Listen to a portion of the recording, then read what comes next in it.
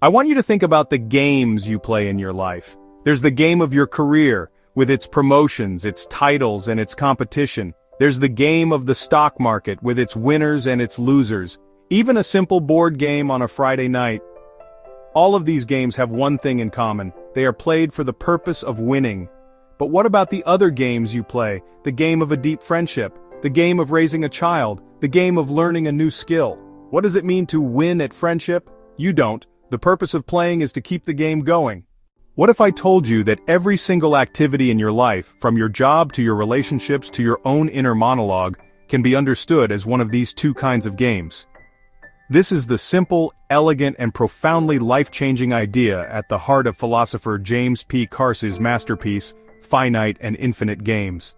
Today on Geeky Philosopher, we are going to learn the rules of these two games.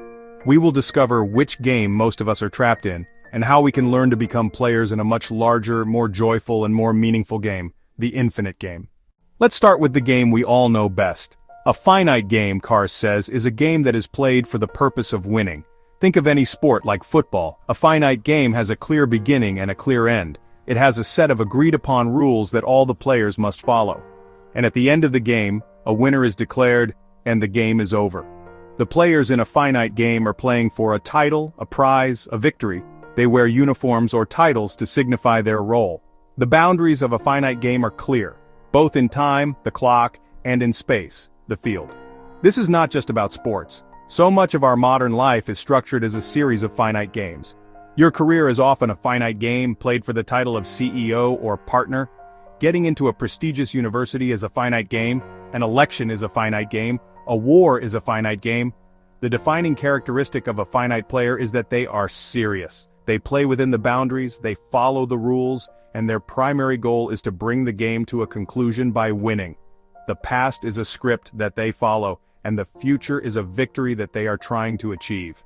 Finite games are essential. They provide structure, they drive us to achieve great things, and they can be a source of immense satisfaction. But Carse warns that when we believe that finite games are the only game there is, our lives become small, predictable, and ultimately devoid of true meaning. Now let's explore the other, more mysterious and more powerful game. An infinite game, Carse says, is a game that is played for the purpose of continuing the play. The goal of an infinite player is not to win, but to keep the game going. There are no winners or losers in an infinite game, only players. What is an example of an infinite game? Culture is an infinite game. Language is an infinite game. Friendship is an infinite game. You do not win at friendship. The goal is to continue the beautiful and evolving relationship. Learning is an infinite game. The rules of an infinite game are not fixed, they are changeable. The players can agree to change the rules at any time in order to keep the game interesting and to keep it going. The boundaries of an infinite game are not set, they are constantly shifting. The defining characteristic of an infinite player is that they are playful. They are not trying to bring the game to a conclusion. They are trying to open it up to new and surprising possibilities. For an infinite player, the past is not a script to be followed. It is a source of inspiration for future play. And the future is not a predetermined victory to be won. It is a horizon of infinite possibility. One of the most profound distinctions Carse makes is between power and strength. Finite players play for power. Power is a transactional, competitive concept. It is the ability to bring a game to a close, to win. A powerful person is one who can defeat their opponents. But power, Carse notes, is always a contested and fragile thing. It is something that is conferred by others. The CEO only has power as long as the board and the employees agree that they do. Power is a title that can be won, but it can also be lost. Infinite players, on the other hand, play with strength. Strength is not about defeating others, it is an internal quality. A person's strength is measured not by how many people they can control, but by their capacity to continue the game. A strong friendship is not one that wins, but one that can endure challenges and continue to evolve. A strong culture is not one that conquers all others, but one that is resilient and can adapt to new circumstances. Strength is not conferred by others, it is something you build within yourself. It is the capacity to keep playing. How do these two kinds of players relate to the future? The difference is in their relationship with surprise. A finite player fears surprise. The future for a finite player is a script that has already been written. Their goal is to execute the plan and to achieve the predetermined victory. Anything that is unexpected, A new competitor, a change in the rules, a moment of bad luck, is a threat. It is a deviation from the script that could cause them to lose. The finite player tries to control the future to eliminate all surprises. An infinite player, however, welcomes surprise. The future for an infinite player is not a script to be performed, but a horizon to be explored. The entire purpose of playing the infinite game is to be surprised, to encounter new possibilities, to be changed by the game. The finite player plays in order to end the future. The infinite player plays in order to bring about a new future. This is a profound philosophical choice. Do you want to live a life where you are trying to control everything and eliminate all risk? Or do you want to live a life that is open to the beautiful and terrifying possibilities of the unknown? So where does evil come from in this model? Carse offers a unique and powerful definition.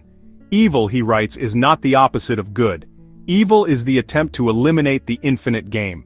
A finite player can be competitive, they can be aggressive, but they are not necessarily evil. They are still playing by a set of rules. An evil actor is a person or a system that tries to force all other players to stop playing their own infinite games and to only play in the evil player's finite game. It is the tyrant who says, "There is only one story, and it is my story. All other stories must end." It is the attempt to eliminate all possibility, all surprise, all play, and to impose a single, rigid, and unchanging order on the world. The ultimate act of an infinite player, therefore, is to resist this evil, to constantly fight for the continuation of all the beautiful, diverse, and open-ended games of life. Finite and Infinite Games is not just a clever metaphor. It is a profound and deeply practical philosophy for living. It is an invitation to look at your own life and to ask yourself, which game am I playing right now? In your career, are you just playing the finite game of climbing the ladder and winning the next title? Or are you also playing the infinite game of learning, of growing, and of contributing to your field? In your relationships, are you playing the finite game of being right in an argument? Or are you playing the infinite game of trying to understand and to continue the connection? The book does not tell us that finite games are bad. They are a necessary and often exciting part of life. But it warns us against the great tragedy of mistaking a finite game for the only game there is. The ultimate lesson is that we are all players in the one great infinite game of life. We do not get to choose whether we play, only how we play.